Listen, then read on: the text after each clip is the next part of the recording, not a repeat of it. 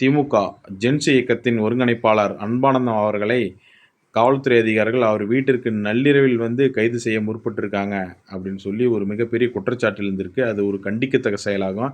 அதாவது உடனே திமுக காரனா அதிமுக காரனுக்கு முட்டு கொடுத்து பேசுறியா, அவன் தப்பு பண்ணா கைது பண்ணுறாங்க அப்படின்னு சொல்லி சொல்லாதீங்க. அதனால் இந்த வீடியோவில் பார்த்திங்கன்னா உண்மைத்தன்மை பற்றி நான் சொல்ல போகிறேன். அதாவது போலீஸ் அதிகாரிகள் எப்படிலாம் நடந்துக்கணும் அப்படின்ற விளக்கத்தை கொடுத்துக்கிறேன். அதாவது போலீஸ் அதிகாரிகள் பார்த்தீங்கன்னா, கைது செய்ய நடவடிக்கை எடுத்திருந்தா, அவர் எந்த விதத்தில வேணாலும் கைது செய்யலாம். அன்பானந்தன் ஓகேவா? அன்பானந்தம் அவர்கள ஃபோன் மூலியமா ட்ராக் பண்ணலாம். சிசிடிவி மூலியமா ட்ராக் பண்ணலாம். ஈஸியா அவர கைது பண்ணலாம். வீட்டுக்கு தான் போய் அவர கைது பண்ணணும், நள்ளிரவுல தூங்கிட்டு இருக்கும்போது அப்படின்னு அவசியமே கிடையாது. ஓகேவா? அதாவது போலீஸ் அதிகாரிகள் அவங்க குடும்பத்த தான் டார்கெட் பண்றாங்க. மிரட்டல். அதாவது ஒரு நள்ளிரவுல போனா ஒரு அச்சம் ஏற்படும்ல ஒரு காவல்துறை அதிகாரிகள். பேரண்ட்ஸ்லாம் ஏன்னா நம்ம பையன கைது பண்ண வந்திருக்காங்க, அச்சம் ஏற்படும். ஓகேவா? அதனால தான் அது போன்ற செயல்கள செய்றாங்க. அது பார்த்தீங்கன்னா, ஒரு கண்டிக்கத்தக்க செயலாகும்.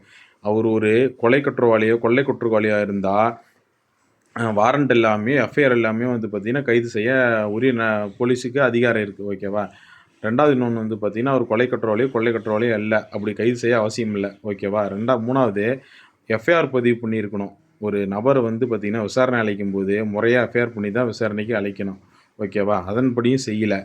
வாரண்ட் கூட இல்ல. சர்ச் வாரண்ட் இருக்கணும். கைது பண்ண வாரண்ட் இருக்கணும். இதுவும் இல்ல. எதுவுமே இல்லாத காவல்துறை அதிகாரிகள் அவர்கள் குடும்பத்தை பார்த்தீங்கன்னா, அச்சப்படுத்துவதற்கு தான் இது போன்ற செயல செஞ்சிருக்காங்க. ஓகேவா? அன்பானந்தம் அவர்களே கைதே செய்ய முடியாதா? அவர் பிடிக்கவும் முடியாதா? வேற எந்த வழியிலும் ட்ராக் பண்ண முடியுமா? ஃபோன் மூலியமா ட்ராக் பண்ண முடியாதா? சிசிடிவி மூலியமா ட்ராக் பண்ண முடியுமா? முடியாதா? இதனால பார்த்தீங்கன்னா, இந்த செயல்கள பார்த்தீங்கன்னா, காவல்துறை அதிகாரிகள் முற்றிலுமா தவிர்க்கணும். ஓகேவா? அந்த வெளிமாநிலத்தில ஒரு ஒரு பெண் ஒரு குற்றவாளியோட மனைவியையும், குழந்தையும் பார்த்தீங்கன்னா, காவல் அதிகாரிகள் நள்ளிரவு 4 மணிக்கு பார்த்தீங்கன்னா, போலீஸ் ஸ்டேஷன் அழைச்சிட்டு போய் விசாரிச்சிருக்காங்க. எதற்காக?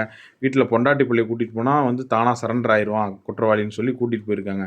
அது கோர்ட் வரைக்கும் போயி, அந்த ஜட்ஜ் என்ன பண்ணிப்புட்டாரு, நீங்க ரூல்ஸ் இருக்கு. அதாவது மாலை 6 மணி முதல் காலை 6 மணி வரை பார்த்தீங்கன்னா, பெண்கள போலீஸ் ஸ்டேஷனுக்கு அழைத்து செல்லக்கூடாதுன்னு உங்களுக்கு தெரியும்ல. அதையும் மீறி நீங்க செயல்பட்டதுனால பார்த்தீங்கன்னா, அந்த போலீஸ் ஸ்டேஷனே சஸ்பெண்ட் பண்றாரு. அத்தன பேத்தையுமே.